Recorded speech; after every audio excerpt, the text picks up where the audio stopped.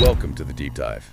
Today, we're zeroing in on the core of intercultural communication. Really, for anyone looking to, master the essentials. Flexly.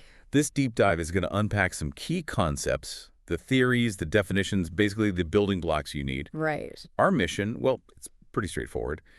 Give you a clear, engaging understanding of these foundational ideas, hopefully help you nail your exam. Absolutely. And, to set the stage, it's really crucial to see how this whole field, intercultural communication research, has evolved. It kind of mirrors globalization itself. Ah, okay. Like Thomas Friedman's stages. Yeah. Globalization 1.0, 2.0, 3.0. Precisely that. The focus of intercultural study really shifted across those phases quite remarkably. Okay, interesting. So let's dive into globalization 1.0 then. That was more about countries interacting, wasn't it? Yeah, largely shaped by interactions between countries. So the research back then, it was mainly focused on comparing national communication styles. How so? Like, what were they looking for? Well, researchers wanted to figure out how cultural differences between nations might affect interactions, especially in business. Okay, give me an example. A classic one is analyzing, say, the directness you often find in Dutch business communication, Right, very direct. compared to the more maybe nuanced, indirect style you might see in Japanese negotiations. Ah, okay. So trying to anticipate problems based on these national differences. Exactly, identifying potential communication hurdles rooted in those national traits. Makes sense. So then globalization 2.0 happens, the focus shifts. Where did research go then? Well, that second phase saw the big rise of multinational corporations. Yeah, the big global companies. So the research focus shifted with it, moving towards the internal cultures within those organizations. Within the companies themselves. Yeah. Instead of just comparing, say, Germany versus Brazil, the emphasis became understanding how companies like Siemens or Nestle were creating their own unique company cultures. Cultures that might even cross national borders. Exactly. The question became less about these broad national differences and more about, the specific ways of communicating and operating inside a specific global company. It didn't matter as much where the employees were physically located. Interesting. So it wasn't just Netherlands versus Japan anymore, but maybe understanding the Siemens way across all its different international branches. Precisely. Research started looking at the internal communication flows in these really complex multinational setups. Right. How did they establish shared norms, shared practices? How did employees from all these different backgrounds adapt to one sort of unified corporate culture? Right. And that brings us to globalization 3.0, which is, well, pretty much now. Very much now, yeah. And here, the individual is right at the center. The individual. How so? The focus shifts away from countries, even away from companies, to how individuals manage in these increasingly globalized settings. Okay. Think about a bilingual project manager. Maybe they're coordinating teams scattered across Europe and Asia. Right. It happens all the time. Their personal skill, their ability to communicate effectively across all those cultural and language divides, that becomes the critical factor. Ah, I see. So this stage recognizes that people are actively building global careers based on, well, their cultural competence. Exactly. It's about individual skills and navigating complexity. So it's like a zoom lens effect, isn't it? So starting wide with countries, then zooming into companies, and now focusing right down on the individual global player. That's a great way to put it. It really maps the evolution clearly. And going back to that first phase, globalization 1.0, with its focus on national differences. That's where Hofstede's cultural dimension theory fits in, correct? Spot on. Yeah, during that period, Geert Hofstede's model became hugely influential. It came out of his massive surveys of IBM employees around the world. IBM employees, right? And he proposed this framework, these 6 dimensions, for comparing national cultures. It really provided an early and very widely used way to think about cultural variations. Okay, these 6 dimensions are key, so let's walk through them. First up, power distance. What's the core idea there? Power distance. It describes how much a society accepts and even expects power to be distributed unequally. Okay. Unequal power. So in cultures with low power distance, think the Netherlands, maybe Denmark, you often see more informal interactions. People talk more easily across different hierarchical levels. Right, flatter structures, maybe. Yeah, conversely, in high power distance cultures, like Malaysia perhaps, there's a greater acceptance of hierarchy.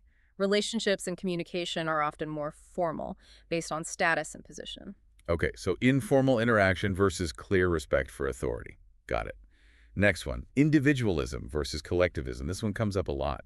It does. It's pretty fundamental. This dimension looks at whether people prioritize their personal goals and independence Individualism. versus the goals and interdependence of the group.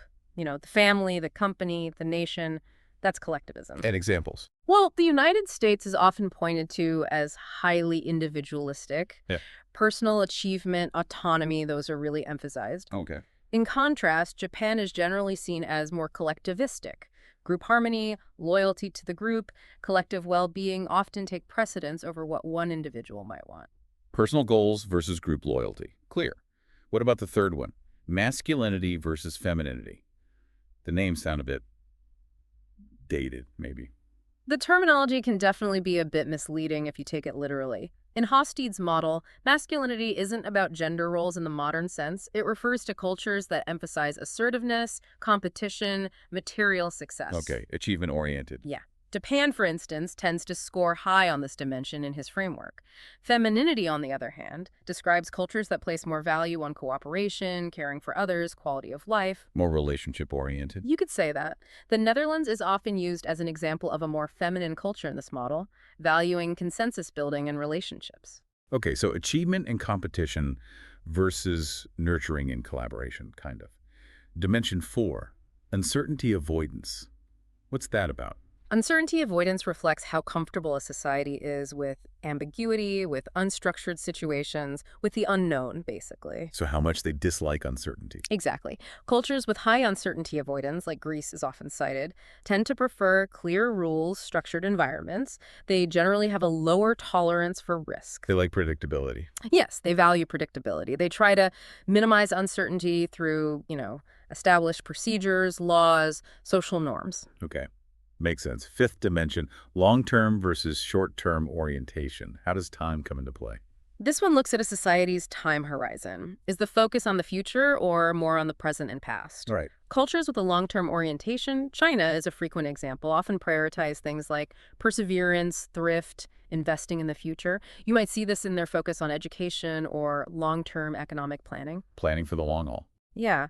In contrast, short-term oriented cultures tend to value tradition more, fulfilling immediate social obligations, maybe achieving quick results. There's more focus on the present or past norms. Future rewards versus immediate needs and traditions. Okay. Got it. And the last one, indulgence versus restraint. This one is about gratification. Indulgence refers to societies that allow relatively free gratification of basic human desires related to enjoying life, having fun. Right. Mexico, for example, often scores high on indulgence. You might see it in a more positive attitude generally, maybe more optimism, a greater emphasis on leisure. Embracing enjoyment. Sort of. Restrained cultures, conversely, tend to have stricter social norms. They regulate or suppress the gratification of desires. There's often more emphasis on duty, self-control. Control and duty versus letting loose a bit more. Okay, that gives us a solid overview of Hofstede's 6 dimensions. It definitely offers a structured way to think about cultural differences, but no model is perfect, right? Yeah. What are the criticisms? Oh, absolutely. And it's crucial to know them. While Hofstede's work was, groundbreaking and gave us a starting point, it's faced quite a bit of criticism over the years. Such as? Well, one big one is the potential for a Western-centric bias. Are the dimensions themselves and the way they were measured truly applicable to all cultures, especially non-Western ones? That's a major question. Okay, a bias issue. What else? There's the risk of oversimplification. Trying to boil down something as incredibly complex and fluid as culture into just 6 numbers, well, you inevitably lose a lot of nuance. Quantifying culture is tricky. Very. Another major point is the sample group, IBM employees. Can you really generalize findings from that specific group, mostly male, well-educated, working for one type of company to represent entire nations?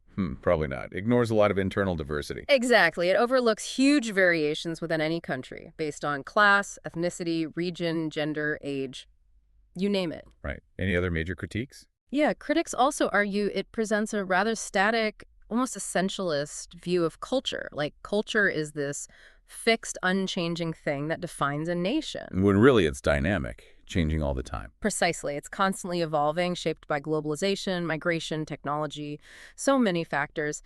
This static view can inadvertently reinforce stereotypes, or what some call banal nationalism, this idea of neat, uniform national cultures. It struggles with multiculturalism and global interconnectedness. Okay, so Hofstede gives us a framework, a starting point, But we absolutely need to be aware of its limitations, the Western bias, the oversimplification, the IBM sample, the static view. Exactly. It's a foundational model, important to know, but it's crucial to see it as one piece of the puzzle and to appreciate the critiques and the more nuanced perspectives that have developed since. Which loops back to that evolution we talked about, moving beyond just national boxes. Precisely.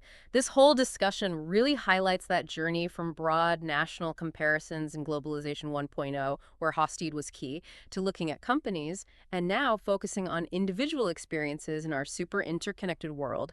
Understanding Hofstede and also its critiques gives you that vital base. Okay, this has been a really focused deep dive on some of those key foundational concepts in intercultural communication.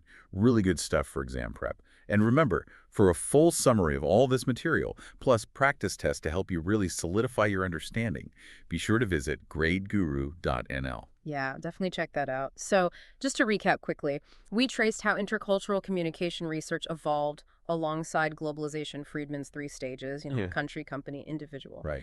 And we unpacked Hofstede's 6 dimensions: power distance, individualism, collectivism, masculinity, femininity, uncertainty avoidance, long short-term orientation, and indulgence restraint. And crucially, the critique surrounding that model, too. Exactly. Knowing both the model and its limitations is key. Perfect. So maybe a final thought for everyone listening. How might this increasing interconnectedness of Globalization 3.0, this focus on the individual navigating global spaces, how might that simultaneously challenge and maybe even reinforce some of those older traditional cultural frameworks we've been talking about? Something to think about.